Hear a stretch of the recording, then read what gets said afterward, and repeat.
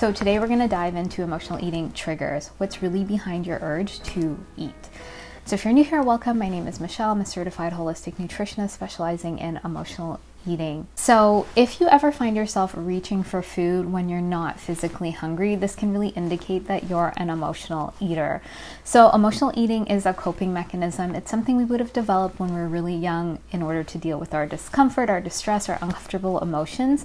And we developed this coping mechanism because we didn't have the parents or caregivers there to help us move through this discomfort. And so today, the point of this video is really to help you understand what some of your triggers might look like on the surface that's making you go towards food to soothe yourself. So I work with ambitious women to help them get to the root of their emotional eating so that they can get to ease and peace and confidence around food and in their body so that they can go after their goals.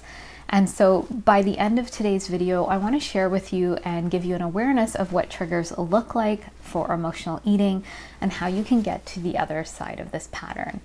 So triggers are something that are important for emotional eating. We need to understand what triggers are because every time we eat, it doesn't mean we're automatically emotionally eating.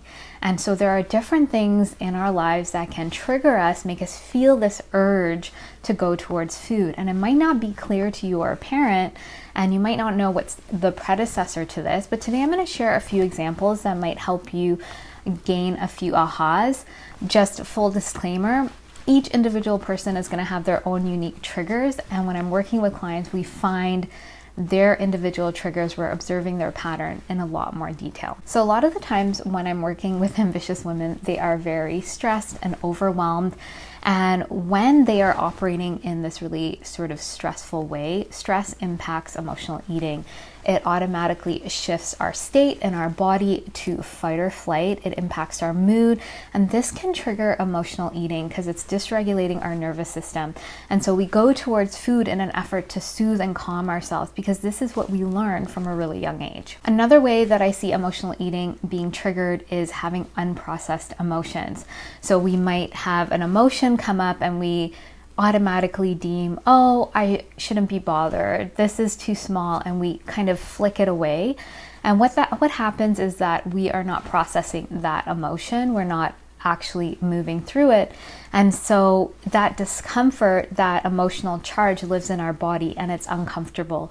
And so because we've learned to go to food to soothe ourselves when we feel discomfort and distress, automatically our brain says, go and soothe yourself, go find some food. And this is happening pretty automatically. Even you just saying, I shouldn't feel that way, it's happening very quickly. I've seen that happen to clients because they feel they shouldn't be emotional throughout the day. Another way emotional eating is triggered if you have a lot of perfectionism, if you have a lot of self-judgment. So you might be walking past the mirror and you notice your reflection and you say something awful to yourself. You are trying to be perfect at work, you're trying to do things in a certain way, and that creates this self-criticism, this shame, and this also shifts the nervous system to fight or flight, to stress, and it's uncomfortable. We feel shame, and so when we feel shame, the way we soothe ourselves and calm ourselves is we go to food. And so we're going to food when we're not actually hungry. Emotional eating can also be triggered by the type of environment we're in, social triggers. So we might go out to dinner with our friends and all of a sudden we feel this urge to emotionally eat.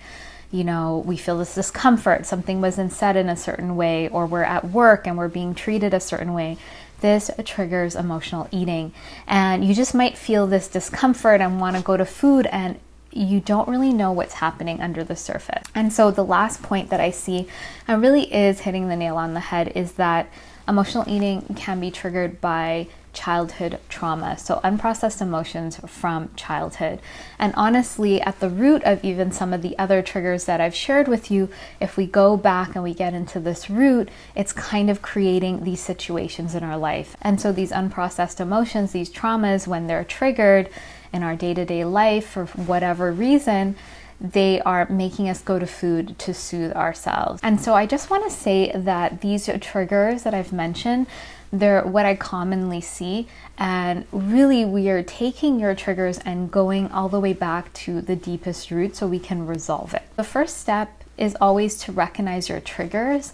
This is so important, but then we have to take it a step further into resolving the root, into getting back to a calmer nervous system, to actually meeting our true needs, and to allow the triggers to dissipate and dissolve.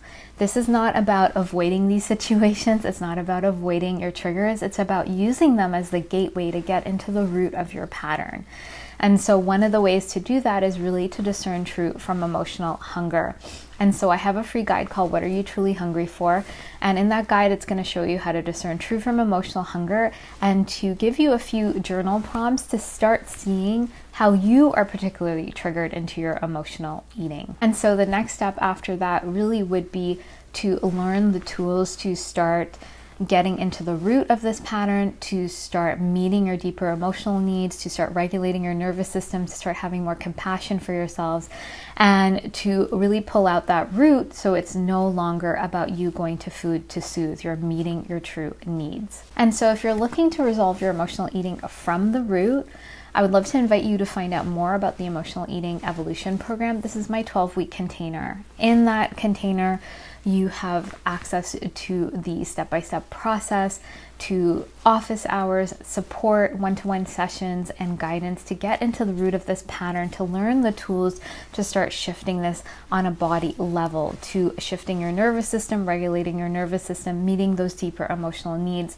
so that you can get to ease and confidence around food and in your body. And so if you'd like to find out more about the program, I'll put the link below. And if you'd like to grab the free guide, the links are also below. If you have any questions about what I've shared today, please let me know.